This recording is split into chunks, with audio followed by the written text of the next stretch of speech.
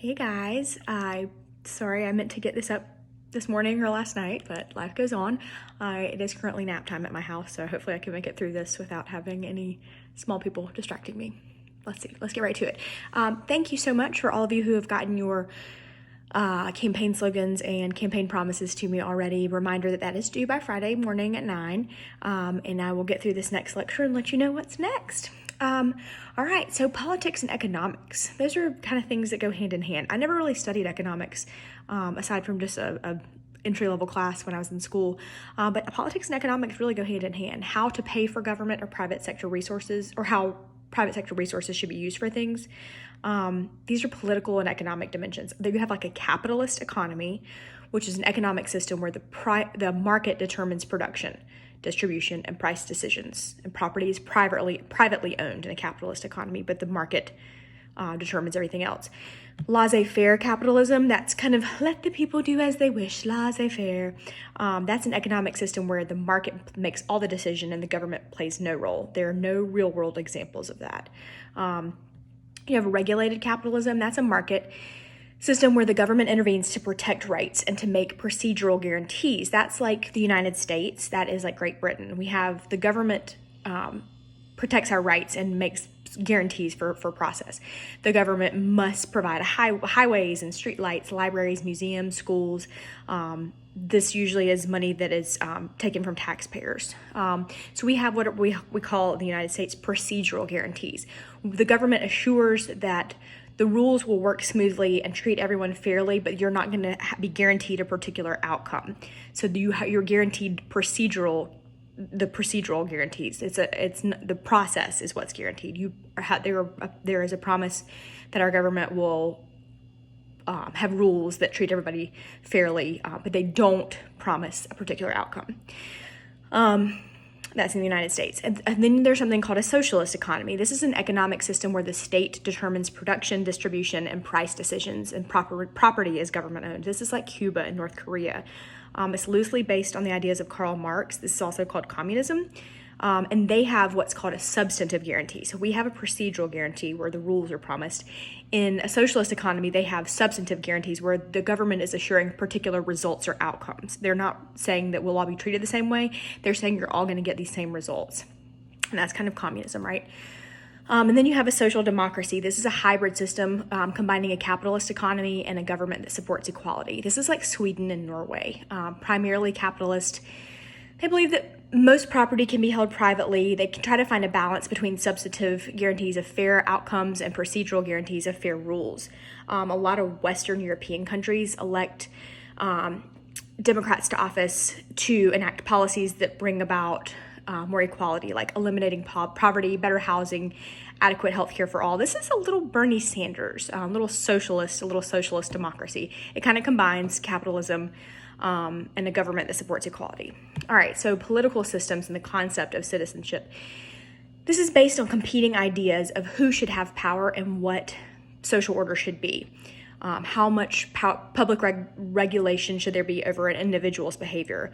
Does the government have power to impose social order? Do individuals exercise personal power over their own behavior? This can range from authoritarian systems from China to the non-authoritarian United States to anarchy. So our theory of, this is so hard for me to say, authoritarian government, sorry guys. These are systems where the state holds all the power over the social order. This is like China, North Korea, Cuba, Saudi Arabia.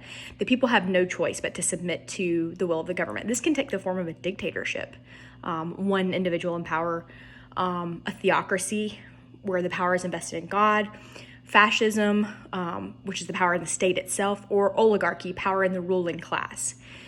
And then you have, so that is authoritarian government. And then you have totalitarianism. This is a system where absolute power is exercised over every aspect of life. You know, we remember the saying, absolute power corrupts absolutely. That's a known quotation from the 19th century British politician Lord Acton. He borrowed that idea from several others who've expressed it in similar ways. And then you have authoritarian capitalism.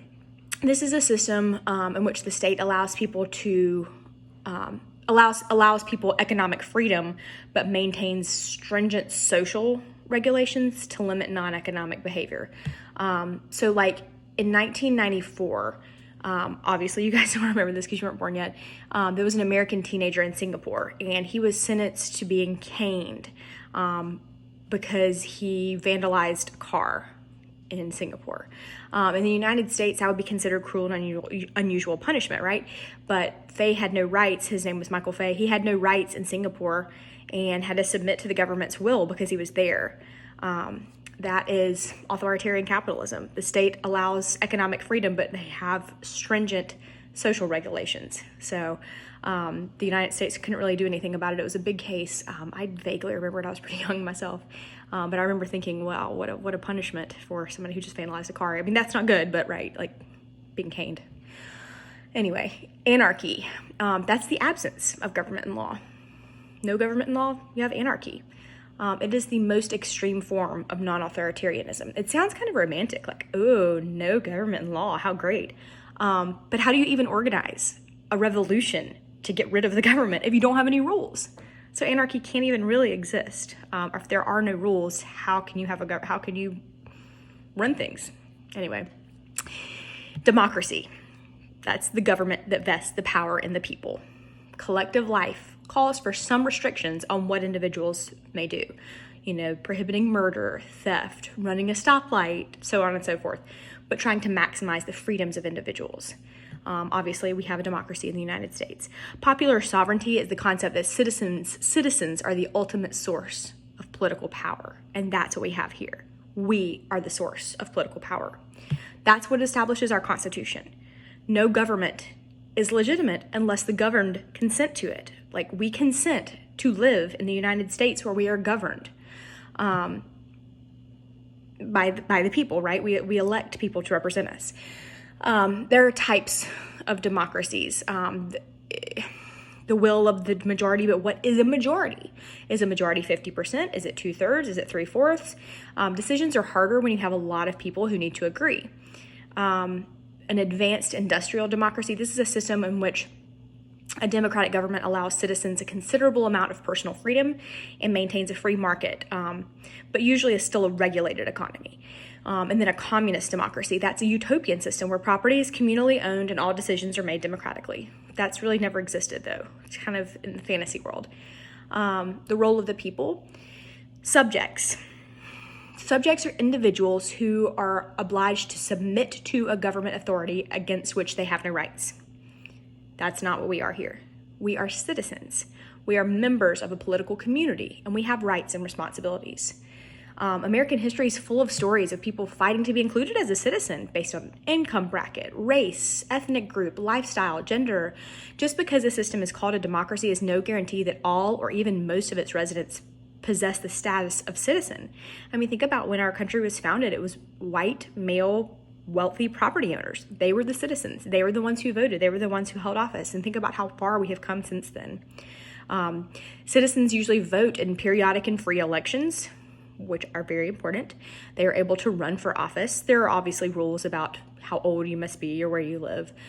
Citizens can support candidates, organize political groups, attend meetings, march in protest, contact their officials or press, and now on the internet. Citizens do have obligations, though. They are obligated to obey the law, to pay taxes, to serve in the military, sit on juries. So being a citizen comes with obligations and privileges. It's important to remember that you are part of a society and you are a citizen, and so you have rights and responsibilities. Some of the origins of democracy in America, even the Athenian democracy was pretty selective. It was ruled by the people, but that really excluded women, slaves, young people, resident aliens. Only about 10% of the population was defined as a citizen. This is similar to our early American democracy. It's a small number of white men, like I said. And then you have something called the divine right of kings. This is an early principle that earthly rulers received their authority from God, and that ordinary individuals were powerless politically and had no rights of their own. The Enlightenment period, 1600s, 1700s, science and knowledge really blew away a lot of shadows of superstition, and as rational humans, we realized we can harness the world to do our bidding. And the foundation of government is reason, not really faith in reason. and that leads people to consent to being governed because they're better off that way, which is what they thought of under the divine right of kings. So then we move on to a social contract. This is this notion that society is based on agreement between the government and the governed, in which people agree to give up some rights in exchange for protection of others. Native American nations had a great law of peace, which was their constitution. It suggested that federalism, separation of powers, checks and balances, and consensus building, which is a lot of what we use today. American citizenship today, we don't use the things that I just talked about. I may have made it seem that way, sorry. No, we have a constitution. James Madison, who was a major author of our constitution, didn't want our system to be too democratic. But because the British monarch had become corrupt beyond redemption, America was thought of as a land where virtue could triumph over greed. You could come to America and virtue could triumph. The Articles of Confederation remembered the rights of citizenship but ignored the responsibilities that came with it. Canceled debts, and it worked to the advantage of poor farmers. Madison and Locke thought that a government had a duty to protect property, and so because of this, Madison ended up rejecting notions of a pure democracy where citizens would have direct power to control the republic, to control the government, but he instead opted for a republic, which is a government where decisions are made through representative